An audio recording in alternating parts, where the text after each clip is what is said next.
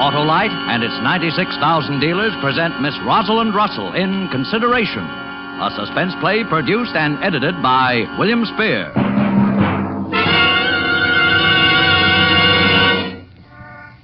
Hollywood and Vine, driver.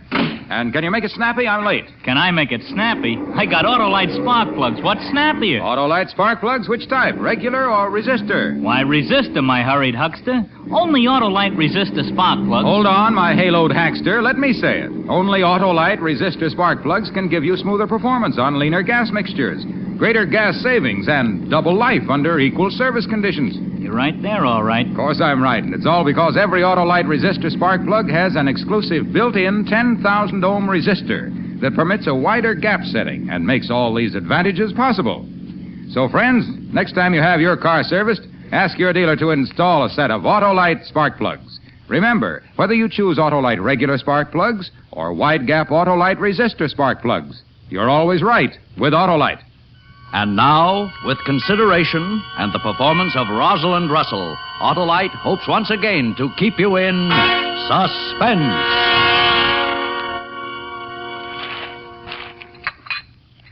Well, Gloom, don't I rate a good morning? I'm sorry. Good morning, darling. You know, the Masons have asked us to cocktails tomorrow. I told them I didn't know. I'd check with you. Oh, by the way, I'm completely out of aspirin again. Would you mind picking me up a bottle on the way? Charles, you're not reading the paper, are you? No, Ellen, I'm not. Oh, what's the matter? Everything's the matter, darling. Everything. Oh, what is it? Whatever. Oh, come, dear. Nothing could be as bad as the look on your face. I'm afraid it's worse. Well, dear, what on earth We're can... in bad trouble, honey. Charles, what do you mean? Business has been pretty bad since the war. Our contracts ran out, and so you wouldn't have to go without. I took out a mortgage.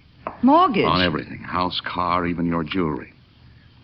I figured on business getting better, but the note came due, so I paid it off out of company funds.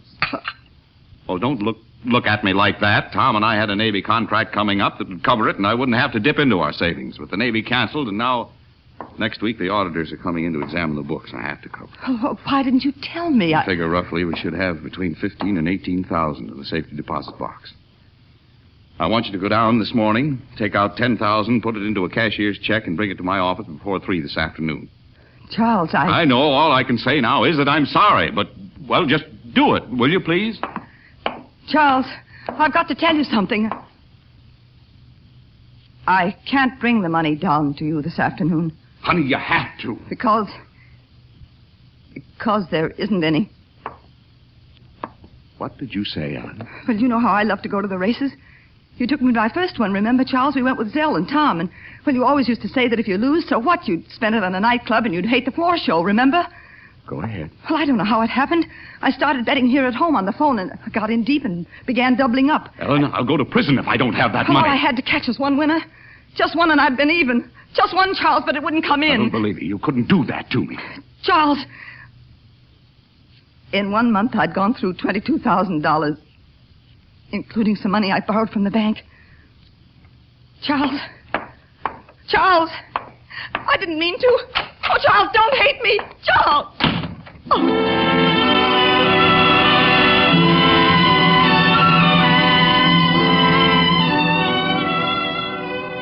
That night, he didn't come home till very late.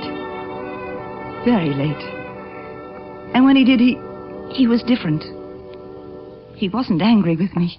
It's all right, darling. Don't you worry. Oh, what are we going to do? It won't be so bad. Oh, you can't go to jail. Of course not. Well, have you worked out something? Everything. Oh, I'm sick. I'm so sorry. What are you going to do? No worrying now. Oh, but I do worry, and I should. Darling, don't work yourself up. I've already made arrangements, and everything's going to be taken care of. Now, take your aspirin and go to bed. Aspirin? Oh, even in the midst of all this, you didn't forget. No, Ellen. I'm never going to forget anything that'll make you rest easier.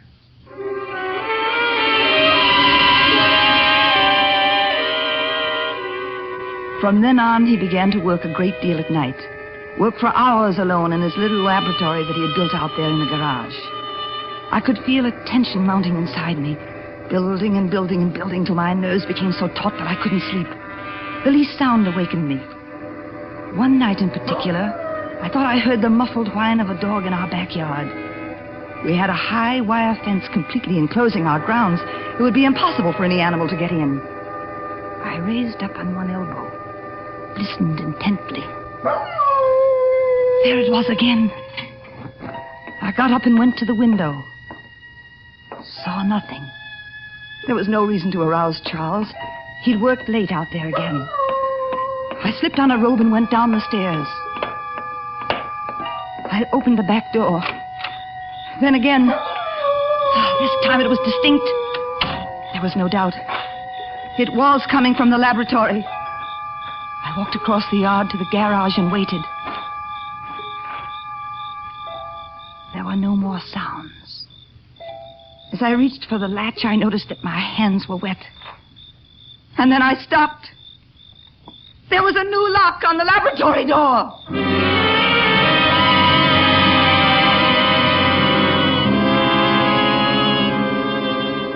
In the practical light of the next day, I convinced myself that I had a very bad dream and that I'd better watch my nerves. That evening, Charles brought home a dinner guest, Bill Dover, an old friend of the family and our insurance agent. After dinner, Bill leaned back, lit a cigar. Well, how about it? What, Bill?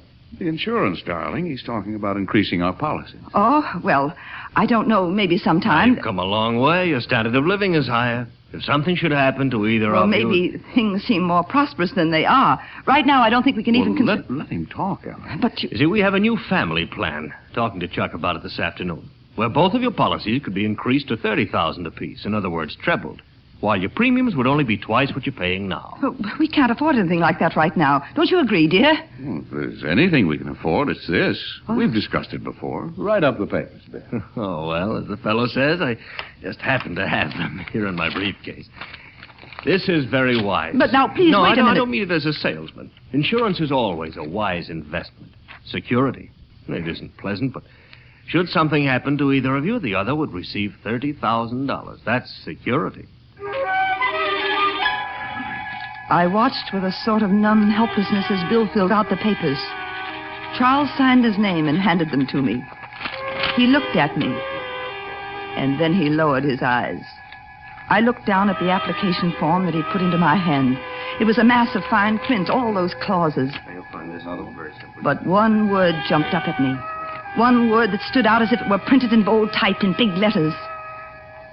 The word was murder. I found myself reading, suicide by the insured within 2 years, following date policy is in effect, voids all claims. Murder of insured by beneficiary, or any party connected in a fraudulent manner with beneficiary in said murder, voids all claims. Any fraudulent act. 30,000. Well, Ellen, sign it. Yes. Yes, of course.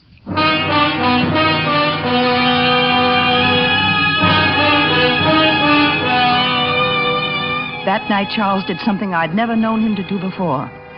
He got drunk. Bill left, finally, about midnight, and I got Charles upstairs somehow. I helped him out of his clothes, and he stumbled into bed and fell into a troubled sleep. I reached down and picked up a letter that had fallen out of his pocket. The letterhead said the City Health Department, Office of the Veterinary Surgeon. Dear Mr. Forrester, the autopsy you requested to be performed on your dog revealed no trace of poison any place in his system. Blood and all organs seem normal. Therefore, it is the belief of this office that your dog died of natural causes, probably a hidden heart ailment, and that there are no grounds from this examination to be suspicious of your neighbor. Sincerely yours, Dr. Lois Morrill, Examiner. I stood there over my sleeping husband. All these terrible words that I'd heard and seen tonight. Fraud, beneficiary, autopsy, murder. And 2 other words that Charles was mumbling in his sleep. $30,000. $30,000.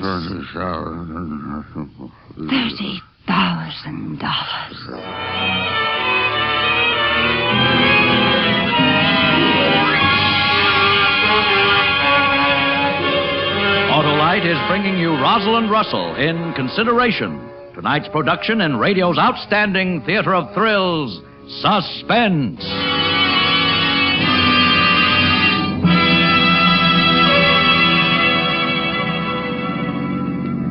Say, driver, how is it you know so much about wide gap Autolite resistor spark plugs? I used to have a set of worn-out spark plugs, and this old buggy jumped and jounced like a bucking bronco. Then I heard a guy named Wilcox on the radio. Oh, did he say that Autolite resistor spark plugs let your engine idle smoother than silk, run better on leaner gas mixtures, and actually save gas? Yeah, And did he say that with Autolite resistor spark plugs, your engine starts like a whirlwind and gets off to a galloping start in cold weather? Yeah, he said that... Autolite resistor spark plugs have double the life of ordinary spark plugs under equal conditions? Yeah. Everyone with old, worn-out spark plugs should tell his dealer to install a set of Autolite spark plugs right away. Either Autolite regular spark plugs or wide-gap Autolite resistor spark plugs, because you're always right with Autolite. And now, Autolite brings back to our Hollywood soundstage our star, Rosalind Russell, with John McIntyre in Consideration, a tale well calculated to keep you in suspense. The next morning, I woke with a frightful sense of lurking danger. Charles was up and gone. There was a note that said, "Sorry, darling." As I got out of bed, I stepped on something cold. It was a key to a padlock. The key to the new laboratory. I went out there. I stood in the tiny room, a maze of odd-shaped bottles, test tubes, and boxes. I was about to leave when my hand brushed against the side of an old steamer trunk. It was ice cold and damp. It was locked, and I couldn't force it open. So I called a locksmith, and he came over. I'll have it open in a minute. Please hurry. You just slip this little rod in like this. A little turn and... Don't open it. Oh, I thought you wanted me... No, just open the lock. Don't lift the lid. Well, I can't very well... Don't lift the lid! There. Hey, you always keep dead guinea pigs in trunks? Oh, no, it was just part of an experiment. What killed him? There ain't a mark on him. Well, the experiment. Give me my money. Yes, of course. Thanks. After the locksmith left, I forced myself to look through the trunk. Nothing else in it. Nothing but a few pieces of wrapping paper. Wrapping paper with the words Frozen Carbonic Company, Dry Ice, printed on it. Dry ice. A guinea pig. A dog. I got in the car and went to our doctor's office. Dr. Hanson might tell me. Here you are, Ellen. I'll sit down here. Thank you. Now, what's our trouble, Ellen? Jay, maybe I'm being silly. Oh, nothing silly if it worries you. Well, Charles has been puttering around his laboratory. You know how he does. Mm-hmm. And he's been doing some experimenting with dry ice. And I've heard some things about it. Oh, what kind of things? Well, that it was dangerous. Say, if left in a closed room, it might even kill a person. Oh, now listen. Of all the chemicals he plays around with, dry ice is the least of your worries. Would it kill a person? Oh, really? Well, would it? Well, I suppose it would. It evaporates into carbon dioxide gas, would actually cause suffocation. The heart would go. There wouldn't be any trace of poison in the system. It would seem like natural causes. What's that? And then if it evaporated, there wouldn't be anything left, like water. No way to know. Nothing to trace. What are you driving at? Oh, I don't know. I'm upset. I guess you're right. I am being silly. Oh, now, look, Ellen, Charles is really a brilliant man. He knows exactly what everything he experiments with can do. Yes, of course. Of course. You didn't sleep well again last night, did you? No, I'll take 2 of those sleeping tablets and get to bed early. Sleeping tablets? The ones I gave Charles for you. Oh, yes. Yes, of course.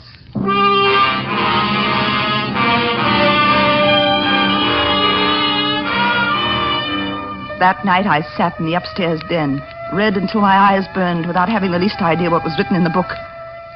An hour passed by. 2. 3. There were no more sounds coming from the bedroom. Charles was asleep. I wanted to sleep myself. Desperately, I had to sleep. But I wouldn't go into that room with him. I remember hearing the clock in the living room strike 3. The night breeze shake loose a shutter downstairs. The distant cry of a tomcat, and then, unmistakably, I sensed a chill coming over the room, surrounding me. A pale light was filtering through the Venetian blinds. Morning was near. The room was like ice. Ice!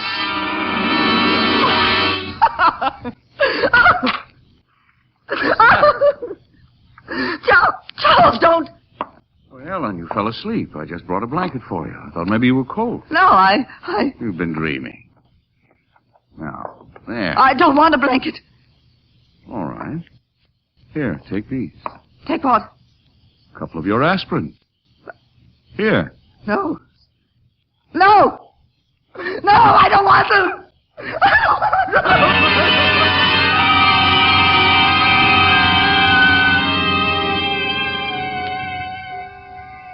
I apologized an hour later for getting so upset. I even made coffee for him before he left for work. I was wary now, you see. It was far better not to let him know that I'd found out. Then I'd have the advantage on him. And he wasn't able to deny it and change his tactics. So now I held the advantage, and I... Hello, darling. Surprise. Oh, Charles. You're home early. Well, don't look so disappointed. Expecting the Iceman? Look. What is it? Open it up. An orchid. It's beautiful. Not half as beautiful as my lovely wife. And that ain't all. More? Lots. Tonight, my darling, we're going out. Dinner at the plaza, the show at the Green Hat, the gypsy violinist at Little Asia, and champagne. Nothing but champagne, all the champagne we can drink. We're going to pack into this night everything you ever wanted, ever loved, all the places we used to go. Tonight's yours. Why, Charles? Why? Well, does there have to be a why? Usually. Not with this husband. Well, I mean, I don't You think... deserve it. That's enough. Now, upstairs and into your best. Tonight's the night.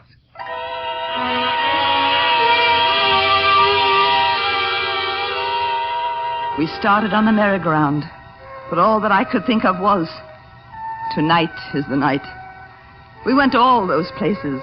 Charles laughed a lot, but there was something horrible in the back of his eyes. They didn't laugh. It was very late when we got home. There was one of those notices on the door you get when a telegram has been delivered and no one was home to receive it. He called Western Union, listened while they read it to him, and then he put his coat back on, came over and put his arms around me. Ellen, there's a new contract that came in this afternoon. I've got to go down to the office. But it's nearly 3 a.m. I'll call you when I get there. Well, if you have to. It's a rush deal, and I've got to figure out a formula so the boys can work on it in the morning. So, go to bed, darling.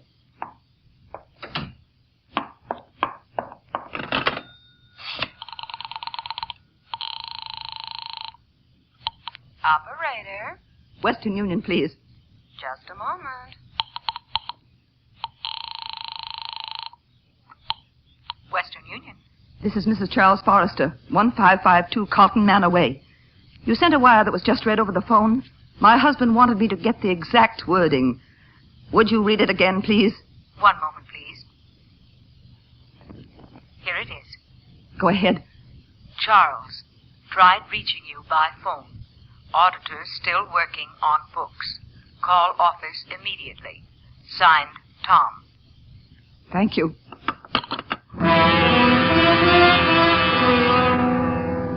The auditors were still working on the books. Charles's boss was trying to contact him. Well, Charles wasn't worried. He'd have the missing money and a little extra besides. The difference between $30,000 and... Hello? Oh, darling. How do you feel? All right. I called to tell you that I wouldn't be home until very late tonight. Maybe not even until tomorrow. Something came up at the office, and I'll have to drive out of town. Oh? Now, I want you to go to bed. I will. You haven't had a good night's sleep in a week, and I'm worried about you. Take a couple of aspirin and hit the hay.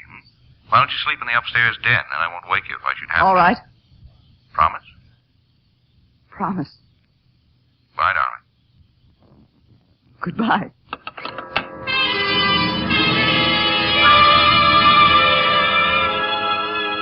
Tonight's the night. Yes, of course, he wouldn't be home when it happened. He'd be out of town. But then what? Where would it come from? Oh, my head was aching so that I could hardly see. I took 3 aspirin and sat down to wait for him. Hello? Is Charles Forrester there? Well, who's calling him? Well, I'm terribly sorry to bother you at this hour, but I'm not sure that this is the Forrester I want. This is the Frozen Carbonic Company. You wouldn't know whether your Mr. Forrester ordered some dry ice for tonight. Well, why? Well, the plant's shutting down for the night, and this fellow made such a fuss about it, said it was so important that I wanted to make sure he found it. He said for us to leave it on the back ramp, but he hasn't picked it up yet. I guess he'll find it all right. You must have the wrong Forrester. Oh, I'm sorry to bother you. The upstairs den. That's why he wanted me to sleep there. A small room where dry ice could do its suffocating faster, more surely, more believably. And realizing it, why wasn't I excited? My heart wasn't beating fast anymore. In fact, I felt quite cool. Drowsy. I shook my head. Oh, it still ached, the aspirin. Why hadn't it stopped my headache? I'd have to take 2 more. I started to the medicine cabinet. Oh! I couldn't walk straight. I opened the cabinet and got out the bottle of aspirin. I'd already taken 5. Why didn't they? No! They weren't aspirin at all. They were sleeping tablets. He tricked me. I'd been drugged. I had to run. Stop him. I was helpless. He'd won. I got to keep awake. Got to. Yes? Hello, Ellen? Yes, who is this? This is Tom. Where's Charles? Well, isn't he there? He said he was going to the office. Oh, I've been trying to get him all night. Even sent a wire. Oh, no. Now, Ellen, things aren't as bad as all that. Look, I've known you for 20 years. Think I haven't made mistakes? Sure, wrong. I knew he took that money months ago, and I figured it must have been for a pretty good reason. All I wanted was for Charles to tell me about it.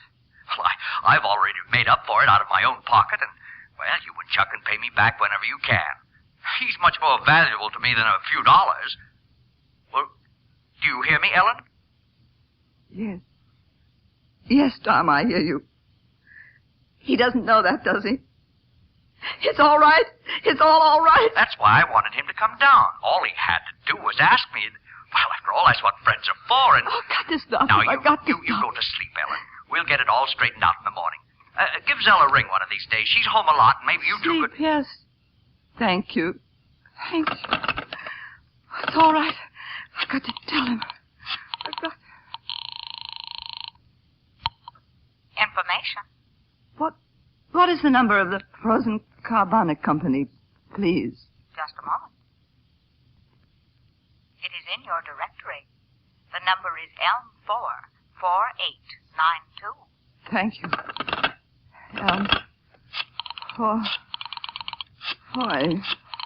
992.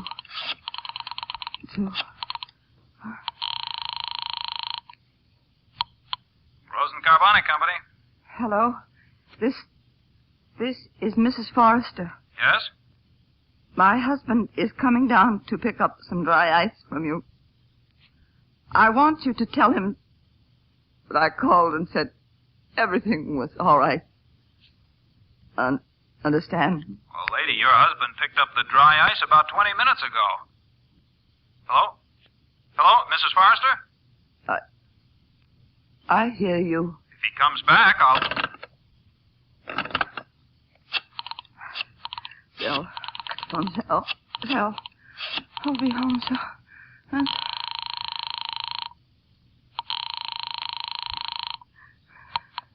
Hello?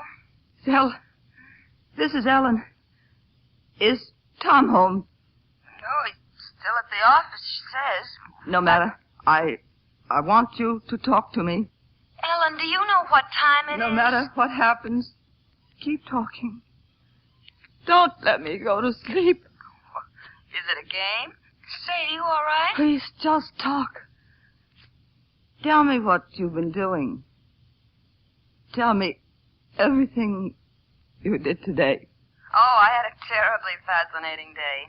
I got up at 8 and made Tom's breakfast. I got Lola off to school, and at 10:30 I dusted and vacuumed the living room. Then at 12, how are we doing? Ellen? Oh, Ellen.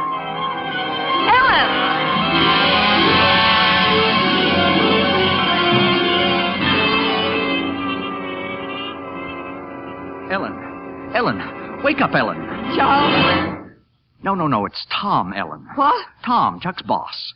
Phil, what are you doing here? Well, you fell asleep while I was talking to you. I tried to call you back. Then when Tom got home, I told him about it. All that and he can would... wait, Zell. Listen, I have to talk fast. Are you awake now, Ellen?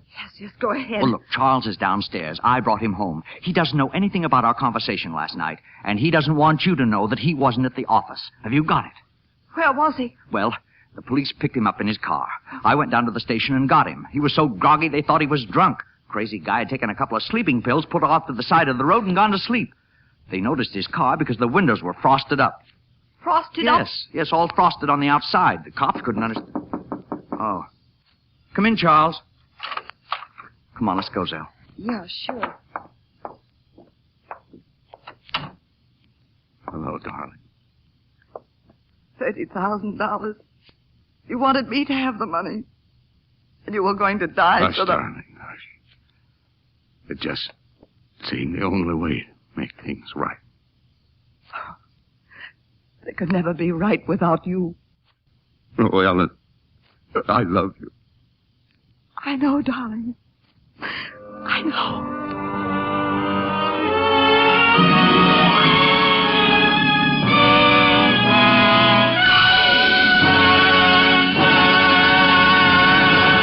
Suspense, presented by Autolite. Tonight's star, Rosalind Russell, with John McIntyre as Charles. Here we are, Hollywood and Vine. Say, I just figured out something. You're Harlow Wilcox. Right, my friend, and next time I see you, I'll tell you about Autolite Bullseye Seal Beam headlights, the new safe headlight that's guaranteed to function even when the lens is cracked or broken. Got him, Mr. Wilcox, got him. Well, they're unbeatable, just like Autolite spark plugs, and they're only one of more than 400 products made by Autolite for cars, trucks, planes, and boats. These include complete electrical systems used as original equipment on many makes of America's finest cars. Batteries, spark plugs, generators, coils, distributors, starting motors, and bullseye sealed beam headlights. All engineered to fit together perfectly, work together perfectly, because they're a perfect team. So don't accept electrical parts supposed to be as good. Ask for and insist on Autolite, original factory parts at your neighborhood service station, car dealer, garage, or repair shop. Remember, you're always right with Autolite.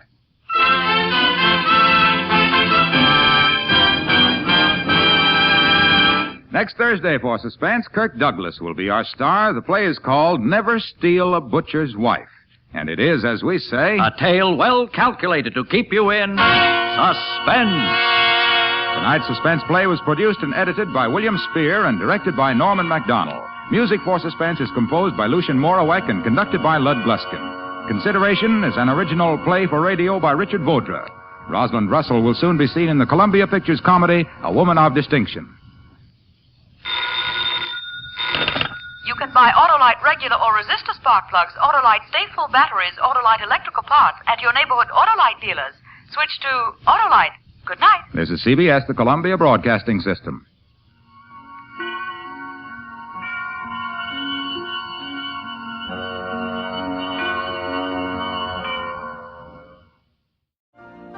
You've been listening to the OTR Gold Network. Find more classic radio at otrgold.com.